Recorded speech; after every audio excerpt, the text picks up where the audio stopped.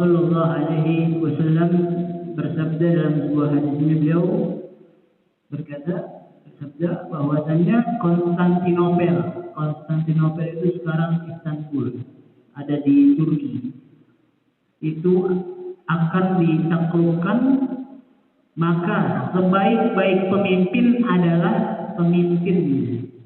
Sebaik-baik pemimpin adalah pemimpinnya.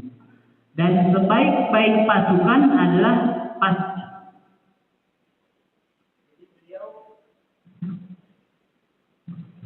bernama Sultan Muhammad Al-Fatih. Nanti kalau ada waktu cari di YouTube sejarah tentang beliau. Jadi suatu waktu beliau pernah diajarkan oleh seorang mursyid, seorang guru. Tapi beliau di situ berasa anak sultan, agak bagaimana gitu. Akhirnya dipukul sama gurunya. Dikira orang tuanya bakal membela, tapi enggak. Kata gurunya, orang tuamu menitipkan kamu di sini, ya. Jadi nggak bisa salah. Akhirnya beliau dididik sampai umur 8 tahun, beliau hafiz Quran. Di setiap sore beliau diajak oleh bapaknya Sultan Murad II ke menara masjid di seberang Istanbul.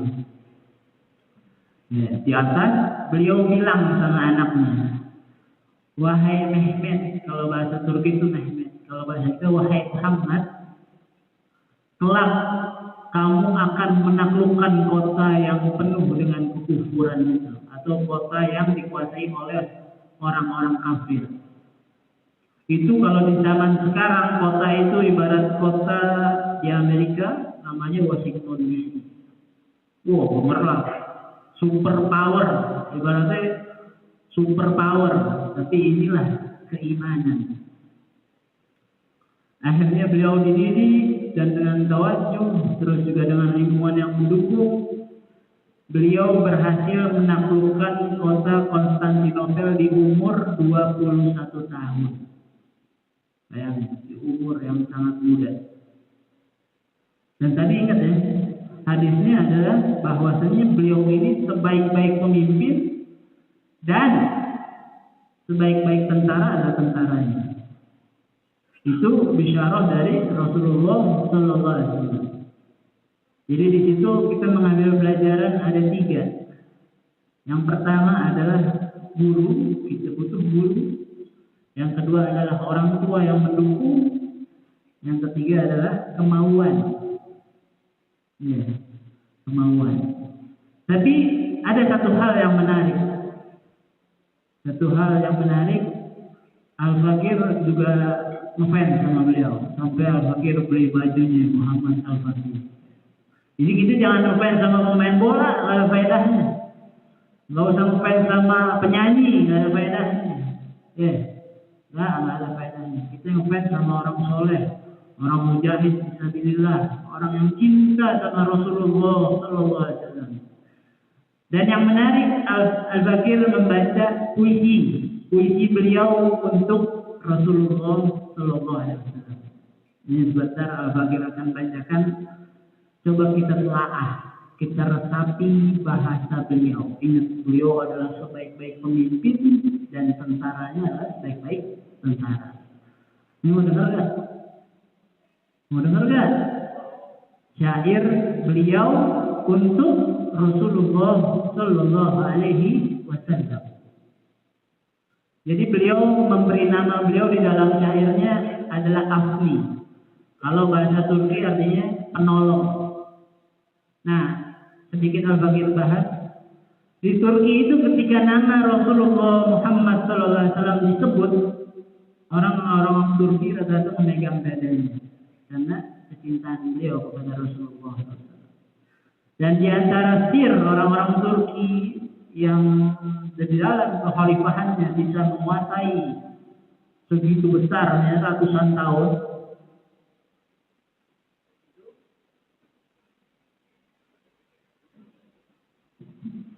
Ini mau dengerin atau mau bercanda? Nanti aja bercanda ini. Jadi jika ini kebiasaan orang Turki dahulu, jika di suatu ruangan ada Al-Quran, ingat ya, di suatu ruangan itu ada Al-Quran, itu orang-orang zaman Turki dahulu, Daulah Utsmani itu, beliau tidak jalan membelakangi Al-Quran. Bayangin, saking aduk sama Al-Quran, beliau berjalan mundur untuk keluar ruangan yang ada Al-Quran.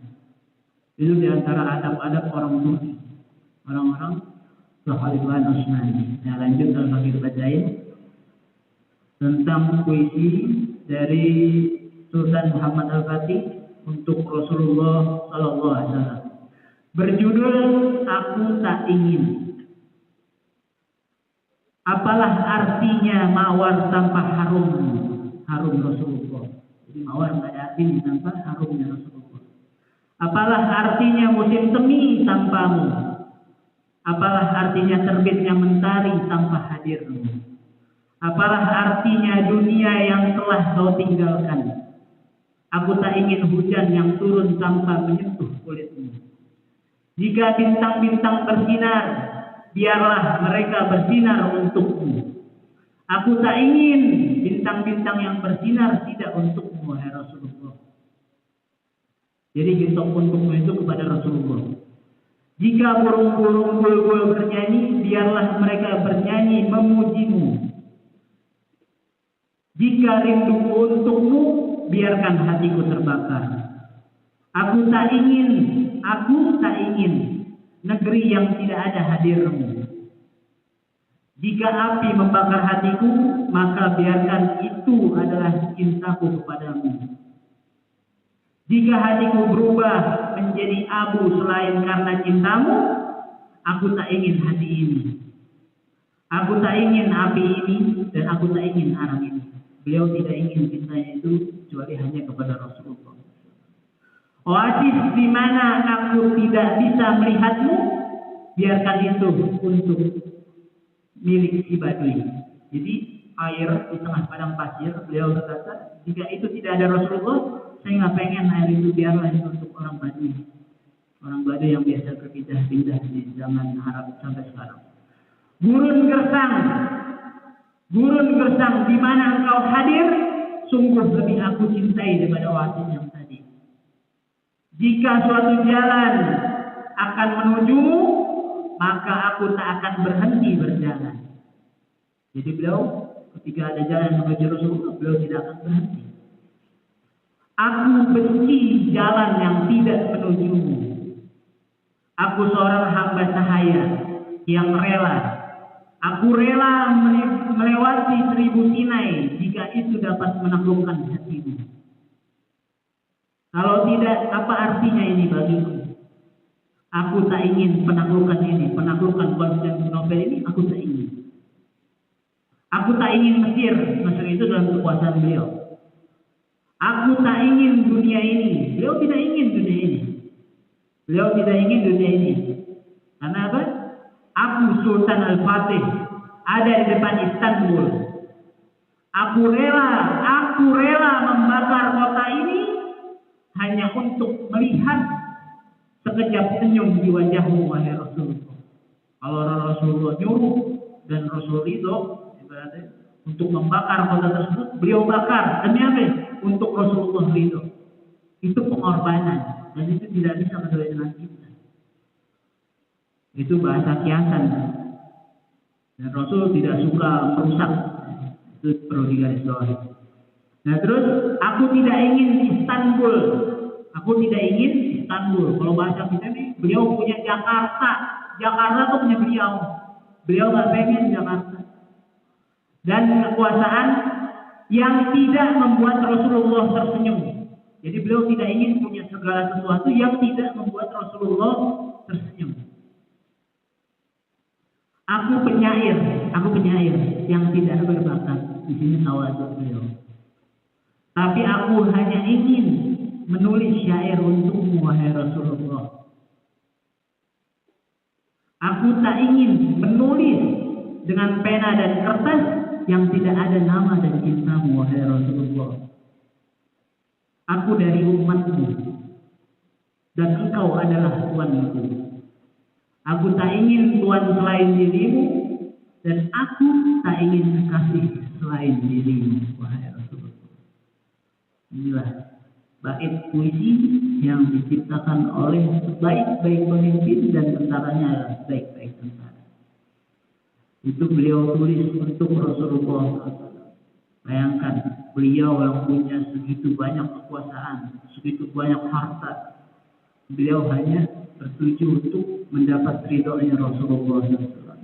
Jadi pelajaran buat kita, apapun yang kita punya, diniatkan untuk apa? Untuk membuat Rasulullah bahagia, untuk membuat Rasulullah ridho. Kita punya apa? Kita belum punya apa-apa, misalkan punya tenaga atau lain sebagainya, kita hadir dalam majlis seperti ini. Dalam rangka apa? Untuk menyenangkan hati Rasulullah SAW, agar supaya kita nanti dibangkitkan dengan Rasulullah SAW dan juga para pecinta. Wa ila hadratil Habib al-Mustafa sallallahu alaihi wasallam.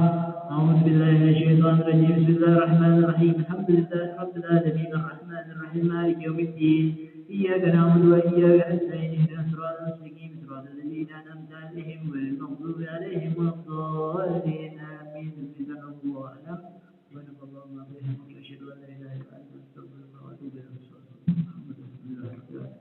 يا ربنا اعترفنا بأننا اخترنا وأهلنا أشرفنا حنانا وأشرفنا فاتب علينا توبة اغفر لكل حوبة واستر لنا العورات وآمن الروعات واغفر لوالدينا ربي ومولودينا والآل والإخوان وسائر الخلان وكل ذي محبة أو جيرة أو صحبة والمسلمين أجمع أمين رافع عصمة فضلا وجودا منانا باغتساب منا للمصطفى الرسول نحظى بكل صول صلى وسلم ربي عليه عد الحب